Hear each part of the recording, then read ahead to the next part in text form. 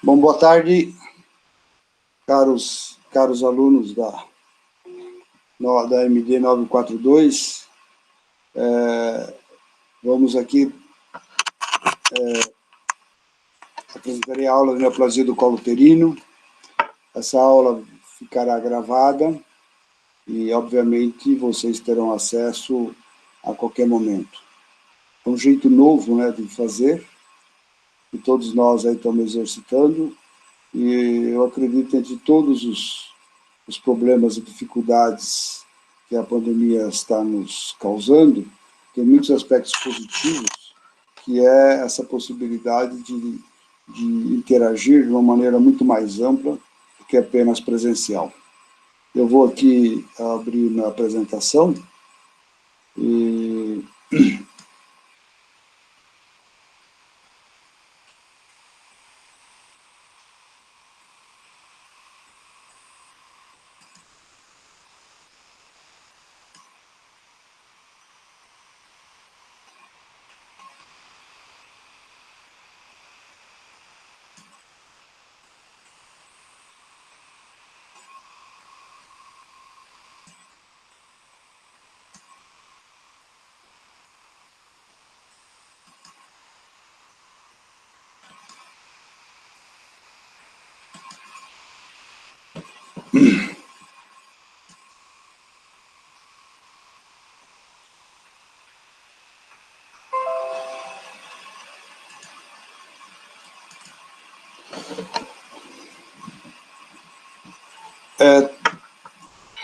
Márcia, está aparecendo a aula? Tá sim, vários slides. Vários slides? Você tem que pôr no modo apresentação. Eu sei, mas acho que, deixa eu ver aqui, eu vou fazer aqui, eu vou fechar alguns aqui, que acabaram abrindo várias vezes.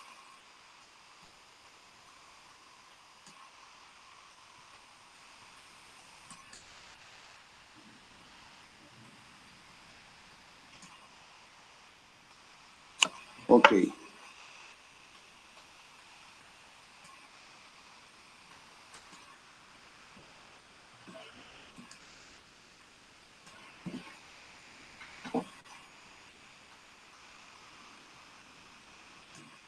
E agora, Márcia?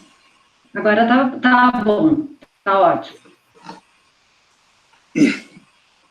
Bom, a aula será sobre o tema neoplasia maligna do colo do útero. Eu sou Luiz Carlos Zeferino, professor titular de ginecologia, departamento de tocoginecologia. O que tem de importante dessa neoplasia, de uma maneira significativamente diferente da grande maioria das outras neoplasias? Vejam vocês que aqui são gráficos de incidência, falando de países escandinavos, de outros países ingleses e de outros países ao redor do mundo, fora da Europa, e há uma possibilidade real de reduzir a incidência deste câncer. Obviamente, todos nós sabemos que é através da implementação do rastreamento citológico até o presente momento, mas daqui para frente também, né, com a vacina contra o HPV e também por rastreamento utilizando o teste HPV, que são modalidades novas. Porém, esses resultados aqui todos foram obtidos, conseguidos com o rastreamento citológico. Então, é uma queda importante que é viável nessa neoplasia. Fala-se até, como meta da Organização Mundial de Saúde, de reduzir esse câncer, extingui-lo no futuro. O que tem de importante? Já mencionei a vacina da HPV. Esse aqui é um estudo de 1999, que mostra a prevalência da HPV em câncer do colo uterino. Vejo vocês que foram tumores de 1.035 mulheres, de 32 hospitais, 22 países, de todos os continentes, e em 99,7% dos casos, ou seja, 99,7% de 1.035, encontraram presença de DNA do HPV, na 95% dos casos, 96% dos casos, e 2-3% adicionais, sorologia positiva para HPV, totalizando 99,7%. Então, a conclusão é, virtualmente, a totalidade dos carcinomas invasores do colo do útero ocorre em mulheres que foram infectadas no passado por HPV. Isso aqui está associado com o efeito causal. O que seria esse efeito causal? O HPV causa câncer do colo uterino. Esse é um estudo marcante de 1999. Os vários tipos de HPV, e aqui nós temos tipos ou genótipos, 16, 18 e etc. aqui, são todos HPVs de alto risco. Porém, os dois mais importantes são os 16 e 18. Tanto que as primeiras vacinas que surgiram, elas são contra o HPV tipo 16 e 18. O HPV 16 é responsável por 53, mais ou menos 50, aqui nesse estudo, 53,5% de todos os cânceres, e o HPV 18, mais 17% dos cânceres, ele é responsável, ou seja, os dois juntos são responsáveis por 70% dos casos de câncer. Ou seja, 70% dos casos têm HPV do tipo 16 e 18, o que é bastante significativo. Outras vacinas, a nonavalente, está incluindo aqui mais 7 tipos de HPV, que totalizará aproximadamente um pouco mais de 90%. Quais são os fatores de risco do câncer do colo uterino? Das lesões precursoras e como também do câncer do carcinoma do colo uterino. O fator de risco hoje mesmo, de fato, é a infecção por HPV. Acabamos de falar que é o fator causal. Tá? E quais são os outros fatores de risco? Na verdade, já não são mais chamados fatores de risco, mas de cofatores de risco. Por quê? Porque favorecem a aquisição ou a persistência da infecção por HPV. Quer dizer, na verdade, o que causa HPV, o que causa câncer, é a persistência da infecção. Tá? Mas quem adquire acaba tendo maior probabilidade de ter infecção e de ter persistência. E quais são as situações que estão associadas com isso? Número de parceiros sexuais da mulher ou do próprio parceiro da mulher. Se a mulher tiver só um parceiro e o parceiro dela tiver várias parceiras, ela é uma pessoa de risco. Tá? Início precoce da atividade sexual, né? Tabagismo, aqui por dois efeitos, um é modulação da imunidade, o outro por substâncias oncogênicas que estariam presentes no tabagismo, imunodepressão. Como que a imunodepressão funcionaria? Diminuiria a resposta imunológica à infecção por HPV, porque é uma infecção viral, ela só é eliminada por resposta imunológica, né? E na medida que se diminui a capacidade de resposta imunológica, você favorece a persistência da infecção por HPV. O uso de contraceptivo oral, hoje nós sabemos que o estrogênio, né, favorece a persistência da infecção da HPV, cria um ambiente favorável ao HPV. Então vejam vocês que esses cofatores ou favorecem, repetindo, a aquisição, como é o caso do número de parceiros, como o início precoce da atividade sexual, ou então a persistência, tabagismo, imunodepressão ou uso de contraceptivo oral. Qual que é a sintomatologia clínica do carcinoma do colo do útero? Na fase inicial, vamos falar no estádio 1, aquele que o tumor está restrito ao colo do útero, nós chamamos aqui 1A microinvasivo, ele é sintomático, quer dizer, ele é um tumor que está invadindo já o colo do útero, já não é mais só no epitélio, ele está entrando na estrutura muscular, no estroma, na estrutura muscular do colo do útero, porém é muito pequeno. Tá? Então ele não dá sintomatologia, e esses casos, se não tem sintomatologia, eles só são detectados pelo rastreamento citológico, hoje também pelo rastreamento HPV. Porém, na medida em que ele vai aumentando de volume, ele começa a apresentar uma leucorreia aquosa, fétida na medida que tem infecção, depois isso é um tecido friável, começa a sangrar quando tem relação sexual, para as mulheres que têm relação sexual, tá? E depois esse sangramento já começa a ocorrer de maneira espontânea, não só somente relacionado com a atividade sexual. Isso, na verdade, acaba descrevendo a progressão clínica do tumor, de uma fase invasora para uma fase invasora mais avançada. Avançando ainda, né, chega um certo momento que o tumor sai do útero, e vocês verão isso, né, e provoca uma obstrução dos ureteres. E aí nós temos, então, oligúria, anúria, quando você obstrui os dois uretérios, às vezes é um lateral, mas quando é bilateral, isso aparece, e a mulher desenvolve insuficiência renal. É uma sintomatologia já que está caracterizando uma doença ainda mais avançada. E, por fim, quando a mulher começa a apresentar edema de membro inferior, e geralmente é mais de uma perna, começa por uma perna, ele não melhora, ele vai progredir. Ele é um crescimento lento, insidioso, porém vai progredindo, e aí então caracteriza uma fase ainda mais avançada. Ainda mais avançada, porque o comprometimento já ocorreu nos linfonodos, e para causar edema não são 1 ou 2 ou 5 linfonodos comprometidos, é praticamente toda a cadeia, todas as vias linfáticas estão comprometidas para comprometer a drenagem linfática do membro inferior. Quando nós falamos em câncer, sempre nós vamos falar em estadiamento, o nome já está dizendo, vai estadiar, vamos estabelecer estágios de desenvolvimento da doença. E é fácil compreender por que é necessário estabelecer um estágio. Porque se tiver um tumor inicial, o tratamento tem uma característica. Se tiver um tumor mais avançado, o tratamento tem outra característica. Então, nesse sentido,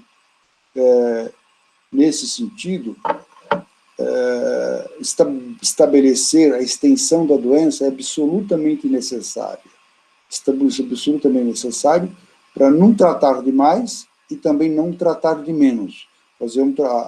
Planejar, né, uma abordagem apropriada à extensão da doença. Então, o estadiamento ele vai classificar a extensão da doença para o planejamento terapêutico, tá? E à medida que eu consigo definir o que é estágio 1, o que é estágio 2, o que é estágio 3, eu posso comparar os meus resultados terapêuticos no estágio 1 com os resultados terapêuticos do estágio 1 em outros países, em outros centros, em outros hospitais, e que permite trocar experiências. A rigor, quando nós publicamos um trabalho, né, esse aqui estamos testando uma modalidade de tratamento para o câncer do colo uterino estágio 3. Então, isso será aplicado ao estágio 3, e o estágio 3 é igual em qualquer canto do mundo, e eles poderão interagir com os nossos resultados. E aqui, então, tanto é comparar tratamento de diferentes manejos da doença, o que é bastante importante. Aqui apenas para recordar a anatomia na pelve, porque vejam vocês, se o câncer começar no colo do útero e ele, na medida que ele progride, ele vai comprometendo as estruturas vizinhas. Então aqui é uma visão lateral, né? Está aqui o útero, o colo do útero está nessa região, aqui é a vagina, bexiga, aqui está o sigmoide e o reto. Tá? Então é fácil compreender que, na medida que ele crescer, ele pode progredir para frente ou para trás, isso quer dizer que ele pode invadir bexiga e pode invadir o reto. Tá? Isso na medida em que ele progride. Numa visão lateral, tá? Aqui o colo do útero, vagina, depois que ele sai da localização do colo, ele vai para os paramétros, que é esse tecido que sustenta o útero, o colo do útero aqui na parede óssea, né? Aqui tem o paramétro para sustentar o útero. Passam vasos, mas passam também os ureteres. Vejam vocês. Então, vocês se lembram que insuficiência renal é uma manifestação clínica? Agora fica fácil compreender. Então, o tumor está crescendo no colo do útero, vai avançando em direção ao paramétrio. Enquanto ele estiver passando pelo paramétrio sem ocluir o ureter, a mulher não apresenta insuficiência renal, mas em algum momento o volume, né, será suficiente, poderá ser suficiente para obstruir o ureter, e aí passa mais urina, leva a uma insuficiência renal pós-renal, que é um estágio ainda mais avançado. Ele progredindo no paramétrio, onde é que ele vai chegar? A parede óssea. Mas ele não cresce somente na direção do paramétrio, o tumor. O tumor do colo uterino também cresce em direção da vagina, né, vindo da parte mais profunda para a parte mais superficial, né, no terço profundo, no terço médio, no terço externo, né, terço mais distal. Então, essas são as vias principais de progressão. Estadiar, nós usamos o estadiamento da FIGO, né, que foi recentemente revisado, vejo que ele foi revisado em 2018, foi publicado agora recentemente em 2019, é o que está mais atualizado de estadiamento. Isso aqui são pessoas de toda a parte do mundo que participaram dessa revisão, e a FIGO, quando eu falo da FIGO, é a Federação Internacional de Ginecologia e Obstetrícia. Então, então dando um alinhamento geral do estadiamento do câncer, eu já mencionei para vocês, o estágio 1 é quando o tumor está restrito ao colo do útero. Porém, estando restrito no colo do útero, ele pode ser muito pequeno, que só o patologista identifica lá no microscópio, como ele já pode ser suficientemente grande, a ponto de nós, fazendo um exame ginecológico, fazendo especular, já vamos observar um colo do útero com aspecto tumoral. Então, quando ele é detectado dentro de uma certa dimensões, apenas lá para o patologista, nós chamamos que é um diagnóstico microscópico, e até uma certa dimensão nós classificamos como 1A. A partir de que ele ultrapassa essas dimensões, ele passa a ser classificado como 1B, porém, repetindo, 1A ou 1B está restrito ao colo do útero. Aí, quando ele é muito pequeno, para delimitar a extensão dele, isso é importante, nós fazemos uma cirurgia que chama conização. Por que conização? Porque tem a forma de cone. Tá? Ele pode ser com a base mais larga, com a base mais estreita, dependendo se a lesão está mais aqui em cima, mais aqui embaixo, mais exteriorizada. Hoje já existem algumas variações de conização, né? Às vezes ela é fragmentada, mas, no geral, o conjunto dessas cirurgias que são feitas para o diagnóstico das lesões muito iniciais do colo uterino, aqui está mostrando um desenho esquemático, né, é a conização.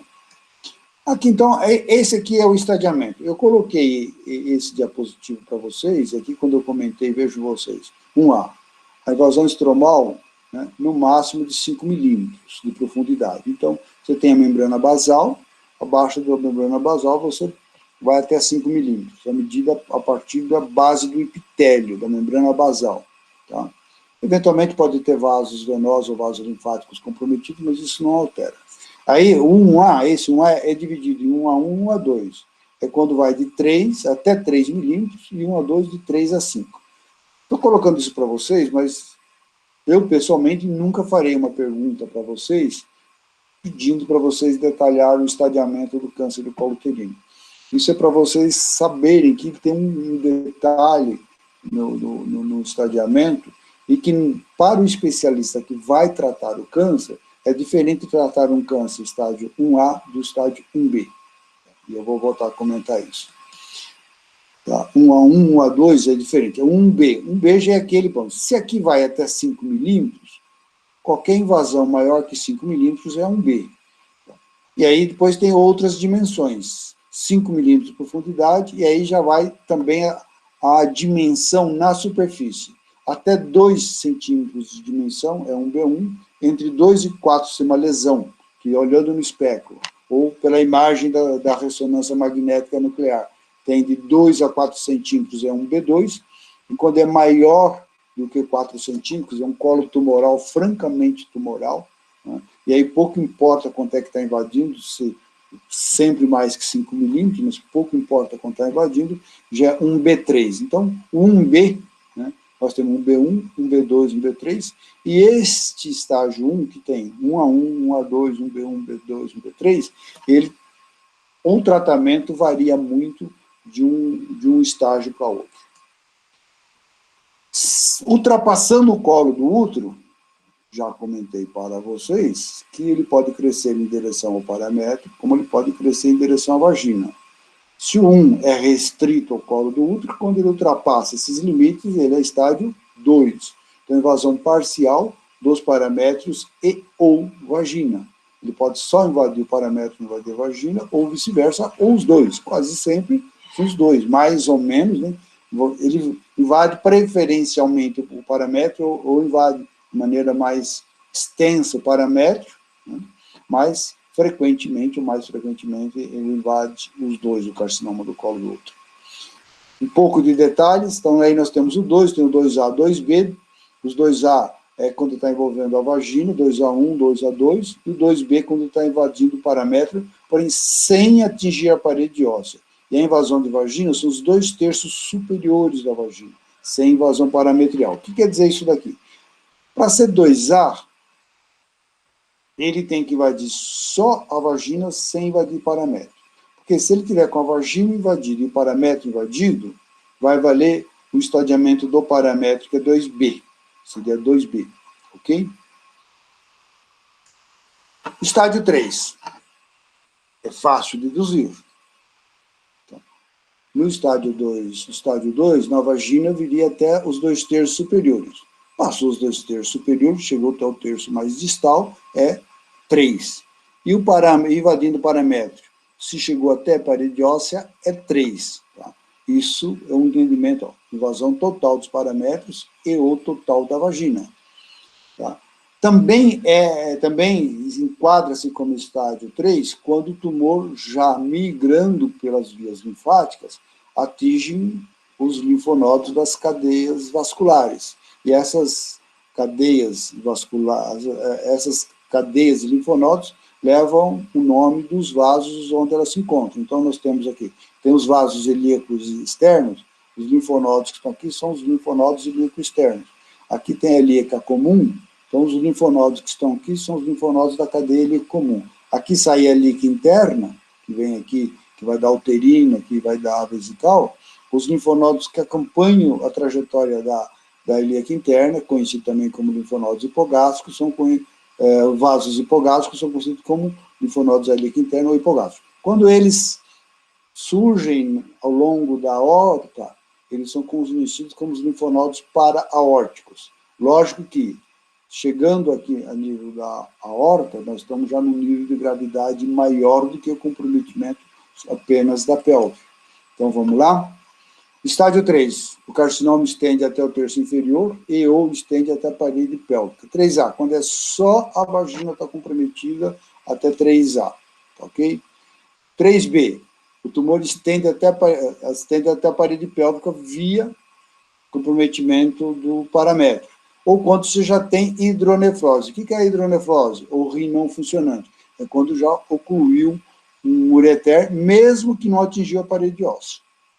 A presença de insuficiência renal, né, ou de exclusão de um rim que já não funciona, já se caracteriza estádio 3. E quando se compromete os linfonodos, é 3C.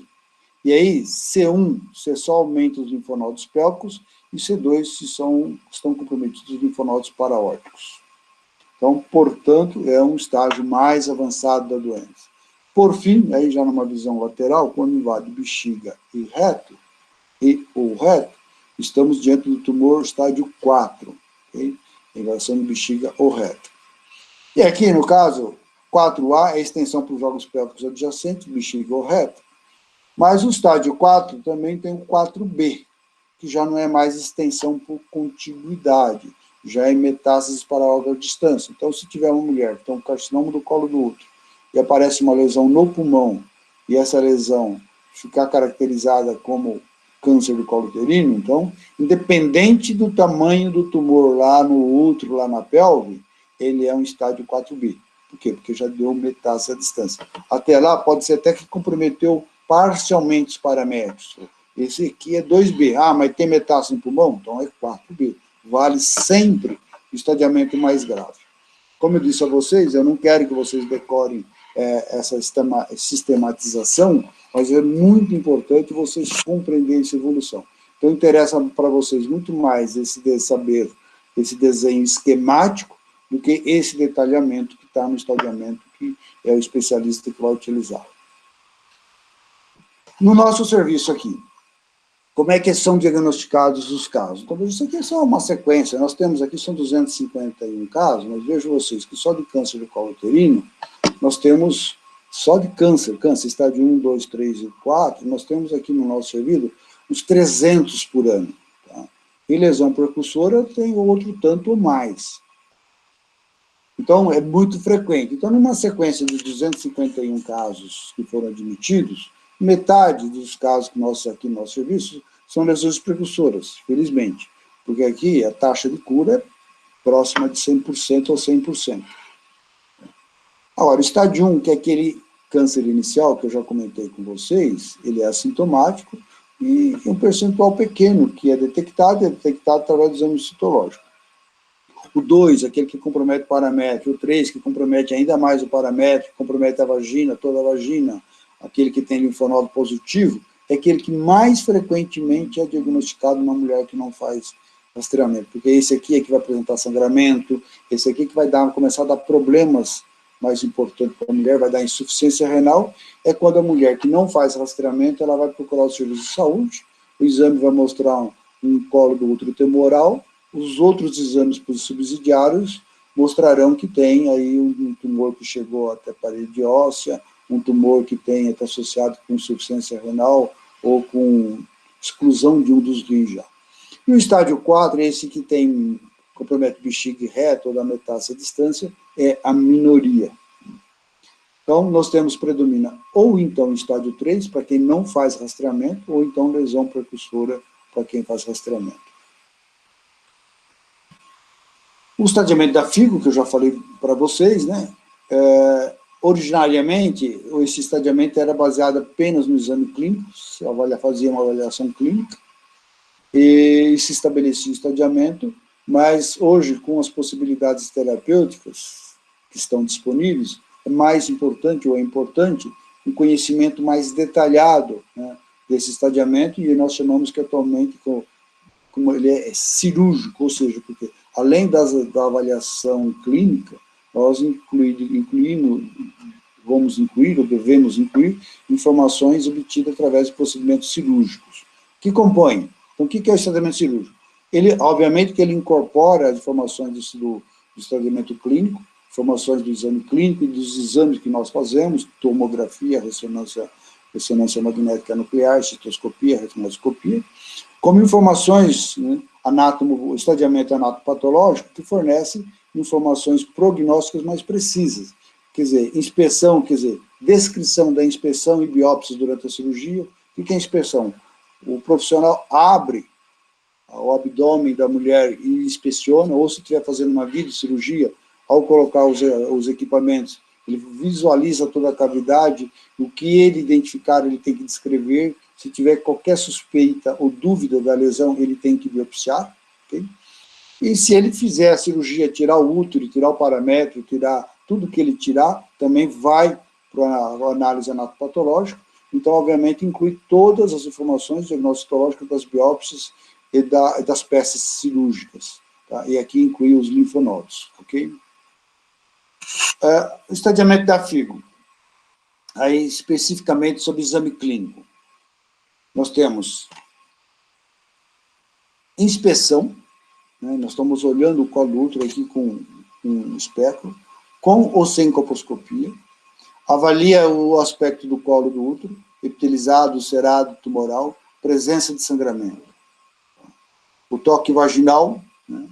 Avalia o colo do útero, e na palpação, já é possível ver se é tumoral ou não é tumoral, tá? Se compromete o fundo do saco da vagina e até a vagina, então tudo isso nós fazemos pelo exame, essa avaliação nós fazemos pelo exame clínico.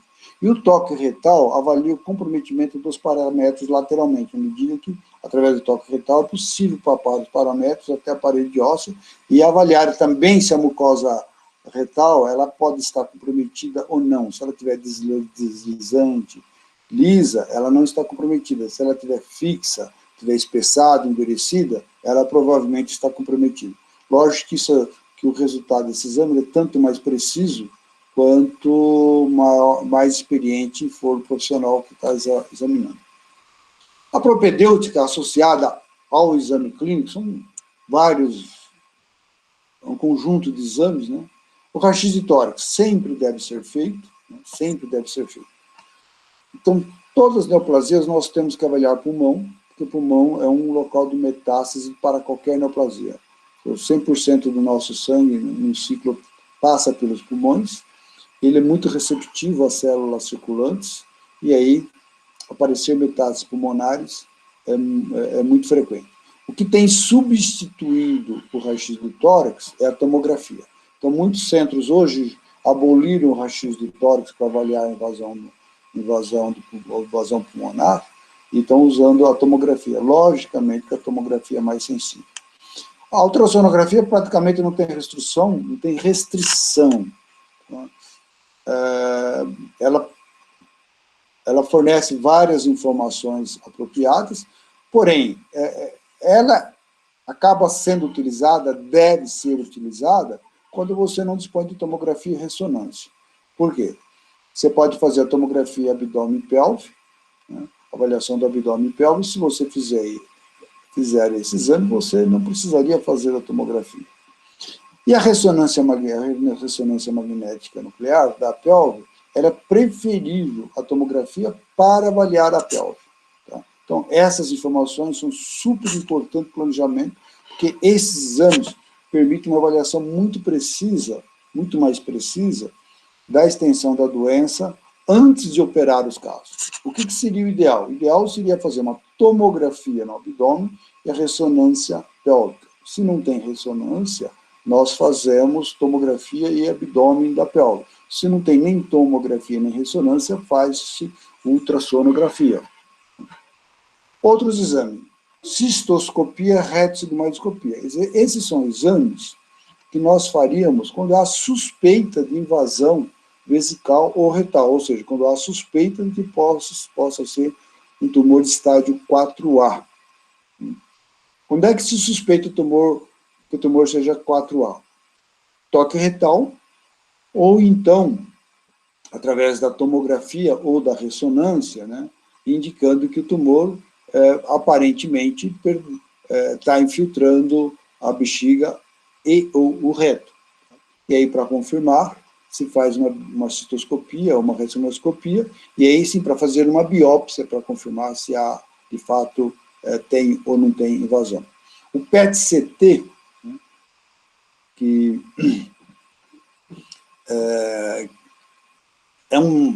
já é um método associado funcional, né, com uma tomografia, e que permite avaliar linfonodos. E vai introduzir glicose marcada, e essa glicose irá se concentrar nos tecidos com alto metabolismo. A neoplasia é um tecido de alto metabolismo, portanto, acaba retendo mais essa glicose marcada. E se tiver linfonodos, eu consigo achar os linfonodos mais facilmente do que a ressonância ou a tomografia, ou mesmo a ultrassonografia pode identificar. Mostrarei alguns exemplos. Então, veja aqui a ecografia. Ela avalia patologia anexial, se tiver algum problema em ovário ou anexial, ela é muito boa nesse sentido. Ela também avalia vias urinárias e rins. Então, se tiver um ureter dilatado, a ecografia vê muito bem. Se tiver um rim com hidronefrose, avalia muito bem. Avalia linfonodos, o que ela vai dizer? O linfonodo perdeu a sua ecoestrutura, a sua estrutura habitual, o linfonodo está aumentado, o linfonodo tem um aspecto, perdeu o seu contorno já não é mais bem definido, e a ecografia é muito boa também para identificar metástases hepáticas, ainda que o câncer de colo uterino raramente dá metástase hepática, ele dá mais metástase pulmonar. Então, aqui, veja, aqui são duas imagens, aqui mostrando um colo do útero aumentado de volume, né? Também dá para ver o colo, aqui está o útero, bexiga, ok? E aqui tem uma área nodular, que corresponde ao tumor, né? E aqui, no caso, aqui é um rim com hidronefrose, então, houve obstrução dos ureteres, retenção de urina, e todo o sistema pielocalicial renal dilatou. É isso que se vê na imagem. Okay?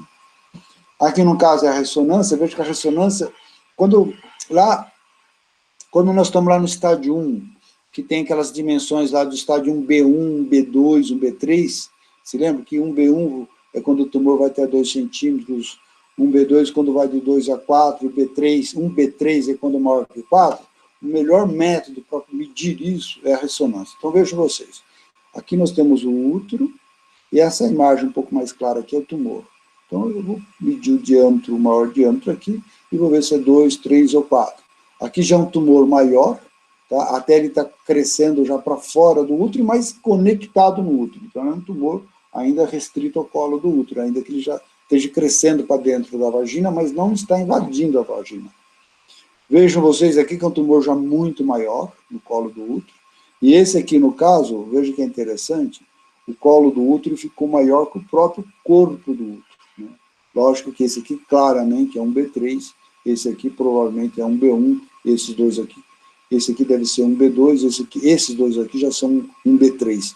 Então, a ressonância magnética, quando eu comentei que ela é o ideal para a pelve, ela é ideal para a pelve que nos permite visualizar esses detalhes aqui. Vejam vocês aqui também a ressonância, aqui já é um corte coronal, né, que nós temos aqui a secção do colo do útero, e aqui o paramétrio. Então, está mostrando que aqui é a perda, né, esses limites aqui, já se perdeu aqui, de tal forma que a neoplasia está começando a sair do colo do útero e indo para o paramétrio. Quer dizer, seria o estágio 2B inicial. Seria um estágio 2B inicial. Aqui é a bexiga, aqui é o reto, né? Então, isso é possível ver repetindo pela ressonância magnética nuclear. Aqui já é uma tomografia, no caso a tomografia de abdômen, que permite avaliar as vias urinárias super bem, avaliar os rins, avaliar linfonodos, avaliar fígado. Ela é pouco menos precisa na pelve do que a ressonância magnética nuclear. E os linfonodos, como é que nós avaliaríamos? Eu vejo vocês, como já comentei, pode ser avaliado pelo ultrassom, pode ser avaliado, os linfonodos podem ser avaliados pela tomografia, como podem ser avaliados pela ressonância magnética. Mas a melhor forma de avaliar é através da cirurgia. Eu vou retirar os linfonodos. Eu posso estar fazendo isso numa laparotomia, tá? Ou posso estar fazendo isso numa laparoscopia. E aí eu retiro os linfonodos e o patologista vai dizer. Eventualmente, se eu não for operar a paciente, eu posso usar uma biópsia dirigida pelo ultrassom. Tá? Antes, porém, isso aqui é a biópsia de linfonodo sentinela. Não sei se vocês sabem o que é linfonodo sentinela. Essa situação aqui trata-se de fazer linfadenectomia, ou seja, eu retiro todos os linfonodos. Mas essa cirurgia, ela pode ter algumas complicações, como, por exemplo, depois da cirurgia, as pessoas desenvolverem linfoceles, ou seja, retenção de linfa na pelve. Então, eventualmente pode causar até edema, não por invasão da doença, mas por comprometimento da drenagem linfática do membro inferior, então provocaria edema do membro inferior. Então, tem-se advogado de evitar tirar os linfonodos não comprometidos. Como seria feito isso? Vamos identificar, então, qual seria, quando ocorre a invasão do tumor, qual seria o primeiro linfonodo comprometido. E esse primeiro linfonodo, ou os primeiros, que nunca é um, né? No caso do útero tem o lado direito e o lado esquerdo, então tem que ter pelo menos um do lado direito, pelo menos um do lado esquerdo. Tá? Então, qual seria esse linfonodo comprometido? Esse linfonodo, esse primeiro linfonodo comprometido, é chamado de linfonodo sentinela. Então, eu identifico qual que é esse primeiro linfonodo, retiro somente ele, e se ele estiver negativo, eu não tiro os demais. Isso é biópsia do linfonodo sentinela. Há vários serviços estão adotando isso, mas são poucos serviços. A ressonância magnética, a tomografia e a ultrassonografia eu já falei para vocês. E aí, então, agora sim, aspiração por agulha fina dos linfonodos suspeitos. Então, eu identifico um linfonodo suspeito pela ultrassonografia. Então, localizando o linfonodo pela ecografia, eu introduzo uma agulha, vou até o linfonodo suspeito, retiro tecido, células de lá e analiso saber se esse tecido, se essas células têm aspectos neoplásicos ou não. E com isso eu consigo fazer a avaliação dos linfonodos. Obviamente que quando eu não realizo cirurgia, não realizo biópsia, não realizo aspiração, vale a informação de imagem, vale a informação que a imagem forneceu, negativo ou positivo. Tá? Aqui é só um exemplo no caso do PET-CT, que eu citei para vocês, que a glicose marcada que se conecta aos tecidos com maior atividade metabólica, associado com uma margem de tomografia. Então, vejam vocês, né, é essa imagem aqui. Então, aqui tem um perfil, uma coluna, e aqui eu tenho um ponto claro. O que é esse ponto claro? É um lugar onde houve retenção, né, dessa glicose marcada, que aparece dessa forma, que corresponde a uma área do linfonodo paraórtico. Então, só por esse exame, ela já é um 3C. Pouco importa a extensão no colo do útero, ela já tem um linfonodo paraórtico comprometido, ainda que ela tenha outros comprometimentos pélvicos aqui, que sugere que também tenha linfonodos pélvicos. Então, vejam vocês aqui. Tem linfonodos pélvicos e tem um linfonodo maior. Então, pelo pélvico, ela seria um 3C1, aqui seria um 3C2, que seria paraórtico. Então, está fechado o estadiamento dela se ela não tiver invasão vesical ou não tiver metástase à distância, porque então seria um 4. Estadiamento 2018 e plano terapêutico. É aquilo que eu falei. Por que nós vamos estadiar? Para tratar. Então, voltando lá. Estádio 1, confinado, carcinoma confinado ao colo do útero. É onde mais o tratamento varia. Então, você começa desde 1 a 1. O que é 1 a 1? Só para lembrar. É aquele tumor, tá, que invade até 3 milímetros de profundidade. 3 milímetros, quer dizer, muito pequeno. Quem é que vai medir 3 milímetros? É só o patologista no microscópio. Jamais vamos detectar ou medir 3 milímetros no exame clínico. Jamais, no especular. É o patologista colocando a conização, ou seja, aquele fragmento grande do colo do útero, olhando lá e medindo, fala, tem 2 milímetros, tem 1 milímetro, tem 3 milímetros. Então, nestes casos, o tratamento padrão é a esterectomia total. Porém, em mulheres jovens é possível fazer só conização. O que é a conização? Tire uma retirada ampla do colo do útero, né, certificando-se que toda a área seccionada não tenha tumor. Isso significa que todo o tumor saiu na peça cirúrgica. Quando eu tiver 1 a 1, esse que é até 3 milímetros, porém, já há invasão vascular, o que é? Tecido, os vasos dentro nessa região, observando os vasos, interior dos vasos, aí são praticamente capilares, se encontra células neoplásicas dentro dos vasos. Isso quer dizer, então, que é 1 a 1, ou seja, até 3 milímetros de profundidade, com invasão vascular. Às vezes é difícil distinguir, quase sempre é difícil distinguir, se são vasos sanguíneos ou vasos linfáticos. Mas sanguíneo linfático já é suficiente para justificar um tratamento mais amplo. Ou seja, faz uma esterectomia radical, ou seja, tira-se mais do que o útero, você já começa a tirar um segmento adicional do paramétrio, mais os linfonodos. Linfadenectomia, mais os linfonodos. Que aqui pode ser substituído por aquele procedimento que eu expliquei para vocês, que é o linfonodo sentinela. 1 a 2. Então, 1 a 2 já estou falando aquele que a profundidade da evasão está entre 3 e 5 milímetros. Aqui, então, já não se indica mais esterectomia total. Já vai direto para a esterectomia radical e linfadenectomia, mais uma vez podendo ser linfonodo sentinela. 1B1 passou de 5 milímetros de profundidade. E aí entra aquela divisão, até 2, lateralmente, já não estou falando mais de profundidade, lateralmente. 2 centímetros, 4 centímetros ou mais que 4 centímetros. Tá? Então, se ele tiver até 2 centímetros, eu continuo fazendo esterectomia radical. Então, vejam vocês que 1 a 1 com invasão vascular, 1 a 2, 1B1, eu faço o mesmo procedimento cirúrgico. 1B2. 1B2 já fica na transição entre um tratamento cirúrgico ou um tratamento com radioterapia associado com quimioterapia. Por quê? Porque daqui para frente os tumores serão tratados com radioterapia associado com quimioterapia. Então, 1B3 é radioterapia mais quimioterapia, e do estádio 2 ao estádio 4A, quer dizer, todos os outros tumores invadindo paramétrio, invadindo bexiga, né, associa-se radioterapia e quimioterapia. E, voltando aqui, 1B2 está na transição. Então, eventualmente, você pode avaliar uma mulher jovem, uma mulher que tem atividade sexual, uma mulher que quer preservar os ovários, você pode optar para a cirurgia na tentativa de oferecer essas possibilidades a essa mulher, ou então, se achar que já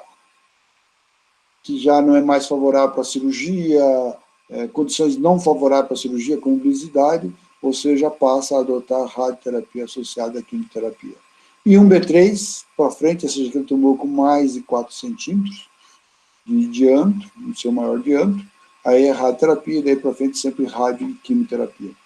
Radioterapia é um tratamento, como o nome está dizendo, nós usamos radiação. E aqui tem duas modalidades. Nós temos a teliterapia e a bracterapia. A teliterapia é aquela que tem um equipamento que emite uma radiação que vai atingir um órgão com uma certa distância. E aí nós temos hoje os aceleradores lineares que realizam isso, e é extremamente comum encontrar acelerador linear. O CAISM tem 2 aceleradores lineares, o HC tem 2 aceleradores lineares, e é um equipamento padrão para esse tratamento. É um equipamento padrão. E a bracterapia é um tratamento de radioterapia em que nós colocamos o material radioativo em contato na área onde tem a lesão ou onde quer tratar eventuais resíduos da lesão. Então, é por contato. É um material que é colocado e manuseado por um computador que faz isso, um computador, um robô, computador que aciona um robô, o material fica guardado dentro de um robô que tem toda uma proteção radiológica, e aí tem aí os canais dele que ele coloca o material no local e retira de acordo com o tempo programado. Então, esse aqui é o padrão geral do tratamento do câncer de colo uterino. A quimioterapia, às vezes, ela é deixada de lado. Faz só radioterapia. Então, fala radioterapia associada com quimioterapia, qual que é mais importante? A rádio ou a quimio? A radioterapia. A radioterapia, sozinha, ela pode até curar um câncer avançado. A quimioterapia, sozinha, nunca irá curar um câncer avançado do colo uterino. A radioterapia com a quimioterapia melhora os resultados, né, em relação à radioterapia sozinha. É isso que é. Porém, uma mulher que tem insuficiência renal por obstrução dos ureteres, nós não fazemos quimioterapia porque já é uma limitação clínica para a quimioterapia. Porque as drogas que nós usamos aqui, as drogas preferenciais, nesta quimioterapia, elas são nefrotóxicas. Ou seja, se a mulher já tem algum problema de função renal, eu vou usar uma quimioterapia, uma droga nefrotóxica, o risco dela vai ser maior com a quimioterapia do que sem a quimioterapia. O que é importante do ponto de vista prognóstico? Além do estadiamento, porque o estadiamento sempre é o fator básico para definir o prognóstico. Esse aqui é um tumor muito inicial, estádio 1, o prognóstico é muito bom. Esse aqui é um tumor muito avançado, o prognóstico é ruim. Então, aí o tamanho tumoral é importante, né? E aí, então, aquele tamanho tumoral medido na ressonância, e é possível medir o tamanho tumoral também quando ele está no paramétrico. Então, esse volume tumoral, que obviamente tem correspondência com o estadiamento. Status linfonodal, quer dizer, tanto é que, mesmo que o tumor seja pequeno no colo do útero, quando ele esteja restrito ao colo do útero, que seria 1, porém, tem um linfonodo positivo, ele já passa para 3C. Se for linfonodo pélvico, é 3C1. Se for linfonodo paraórtico, é 3C2. Então, vejam que o status linfonodal é algo muito impactante. Isso mostra que esse tumor, apesar de ser pequeno, ele já comprometeu um linfonodo à distância. Isso é um sinal de agressividade. E quando ele cresce em direção ao corpo uterino, também é um sinal de mau prognóstico. Então, grande volume tumoral, comprometimento linfonodal e invasão do corpo uterino são sinais, são achados de mau prognóstico. Esses parâmetros não são considerados no estadiamento da FIGO, mas têm relevância prognóstica, tem maior relevância prognóstica que os achados clínicos. Como é que esse câncer, como é que é a sobrevida das mulheres tratadas? Então, aqui também é uma análise de dados da FIGO, esse aqui está publicado em 2012, né? Então, são taxas de sobrevida em mulheres com carcinoma do colo uterino. São todos tipos histológicos, aqui tem mais de um tipo. E aí até é importante falar para você que o tipo mais, para vocês, o tipo mais frequente é o escamoso. E o segundo tipo mais frequente é o adenocarcinoma. E aí vejam vocês que 1A. O que é 1A? É aquele tumor até 5 milímetros de profundidade. Aqui tem 1A1 e 1A2. Mas 1A, até 5 milímetros de profundidade. Então vejam vocês, que são 10 anos pós-tratamento. Vejam vocês que a sobrevida continua altíssima. Ou seja, a taxa de cura está acima de 90%, 95%. 1B é aquele tumor que já tem mais de que 5 milímetros de profundidade, porém restrito ao colo do útero. Ele depois, o conjunto desses tumores, depois de 10 anos, tem uma sobrevida aqui, vejam vocês, de 80%. Estádio 2B, aquele que invadiu parcialmente o paramétrio ou invadiu parcialmente a vagina. A sobrevida está ao redor de 10 anos, em torno de 50%. Com 5 anos, 55%. Estádio 3, ou estádio 4. Vejam vocês, as mulheres que morrem logo, a maioria das mulheres morre logo nos 2 primeiros anos. Aquelas que sobrevivem os 2 primeiros anos, elas já têm uma outra probabilidade de ter a doença controlada. Então, mulheres com tumores muito avançados, esse segmento inicial, nos 2 primeiros anos, ele é fundamental. Torcer para não voltar, e se passar 2, 3 anos, vejam vocês que aí, então, é uma linha que já se horizontalizou bastante. Né? Ele vai chegar aqui com 3 anos em aproximadamente 26% de sobrevida, 10 anos depois está com 18%. Então, vejam vocês que o grande desafio dessas mulheres é sobreviver os 2, 3 primeiros anos. E aqui vocês têm aqui, ó, os dados do primeiro ano, do segundo ano, desses casos aqui, e de 10 anos. Então, aqui está em torno de 17%, esse aqui em torno de 47%, aqui 80% e aqui 95%. Estádio 1A, 1B1, 2 e 3 ou mais. Esse é o padrão de evolução dessas mulheres tratáveis. Enfim, era aí essas informações que eu queria estar passando para vocês, que considero mais relevantes para o conhecimento dessa neoplasia. Essas informações aqui do câncer da neoplasia maligna do colo uterino, ela se completa, né, com o conhecimento das lesões precursoras do colo do útero, da neoplasia do colo uterino, que é uma outra aula, uma aula específica sobre isso. Muito obrigado a todos.